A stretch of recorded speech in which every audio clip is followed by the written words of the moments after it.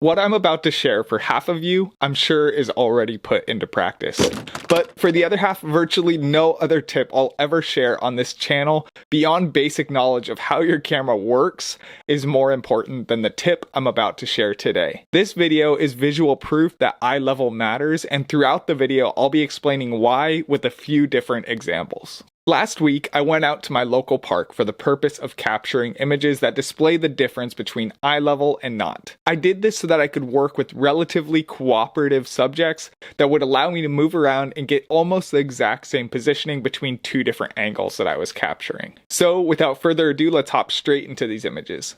So for this first image, we have an American robin that I saw at sunrise in the morning, kind of through the forest canopy, and this one I thought was really interesting. So we have a couple of different things going on here. First of all, one of the biggest differences between these two images is the foreground and background smoothing. You'll notice that in the image that wasn't shot at eye level, you just get a lot more blending of the robin detail-wise into the background and the foreground. It looks all uniform color-wise, but the detail is very sharp and abrupt in the grass throughout the whole image. So the American robin doesn't quite stand out that much from a focus and a detail aspect. However, when I get nice and eye level with that grass and down on the floor, I'm able to blur out that foreground grass leading up to the American robin and blur out the background behind it to where you get a lot more isolated of an American robin in this image.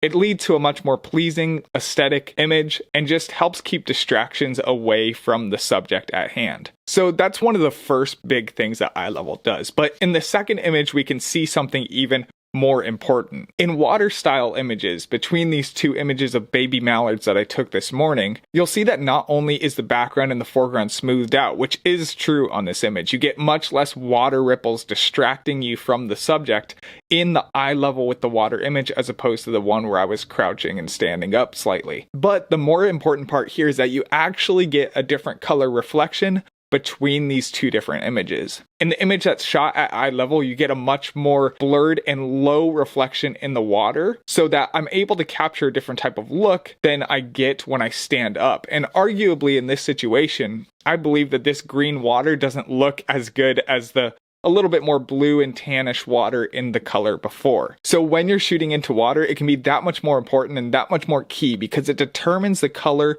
that you're getting in the reflection. Because the higher you stand up, the higher the reflection is going to come from, versus when you're lower down, you're going to get a much lower reflection in the water, usually offering you a nicer color reflecting in the water. Not always, but typically.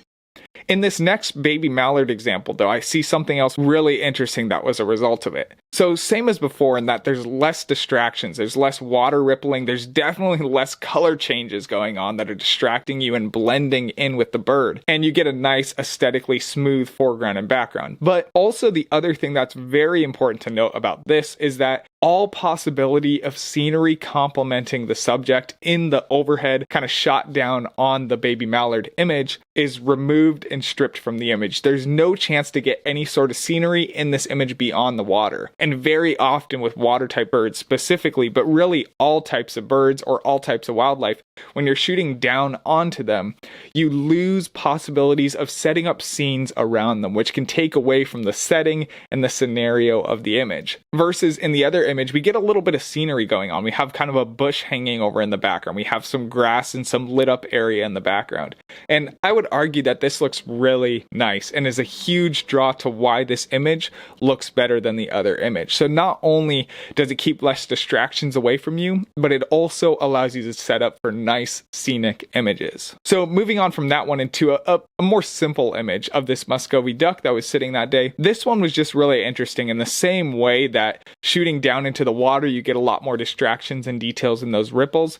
This one shows that in the ground. You have all the sticks and bark in the ground that makes it look a little bit ugly and just not well isolated opposed to the background. So it smashes the bird into the background. But also something else that's interesting is in the eye level shot, I was able to actually create layers within the image. We have kind of the rock in the foreground, and then we have the subject layer, and then we have a background layer. And it really helps to isolate and distinguish different parts of the image versus in the image that was shot from a more overhead angle, you really don't get any sort of layering in it, and it just kind of feels like it all fades into itself. So there's no real separation going on there. Lastly, beyond these two things, you also get more engagement with the subject when you're eye level. Eye level almost always offers you more engagement. When you're shooting portrait photography in non-wildlife species, but with humans, it's virtually impossible to shoot good images when they're not engaged with you and when you're not eye level with them. When you're shooting down onto them, it's really difficult to get a nice image, or when you're shooting up at them. And the reason why, when you're shooting up at a subject, it feels like it's removed from you. It has a lot more power and a lot more kind of mightiness from you. But when you're shooting down on a subject, it feels a little bit inferior and a little bit weak. And what you want to do is really bring that engagement in and bring it to the same level playing field with you, which is why it's so important to shoot eye level for subject engagement. And lastly, we have one more image going on here, which is kind of just a reaffirmation of the last one. But something else that I liked about this image as well is that while it has the layers going on, both of these have enough distance from the background to where the background no longer becomes totally smashed into the bird. But yet still, in this first one that's shot at eye level, you get a much further away background, which leads to a much better isolation, much better opportunities for a blurred and removed background as opposed to the one that was shot straight down. You don't get those ripples in the water, once again, that are distracting you slightly in the image. And also sets up for a better scenery. Sets up, in this case, I would argue, for a much better scenery with different types of lighting and colors going on in the background. Ultimately, getting eye level helps you achieve images that look more aesthetically pleasing, less distracting from the subject, and more engaging with the subject. If you guys haven't checked it out yet, I just recently launched these new branded Inspire hats for you guys available to purchase. You can check them out on my Etsy storefront with Birdscapes and get some if you'd like them. For tips and tricks, make sure to check out Bird Burger. If you find the content valuable, I'd be honored if you subscribed as well. I'll see you guys next time.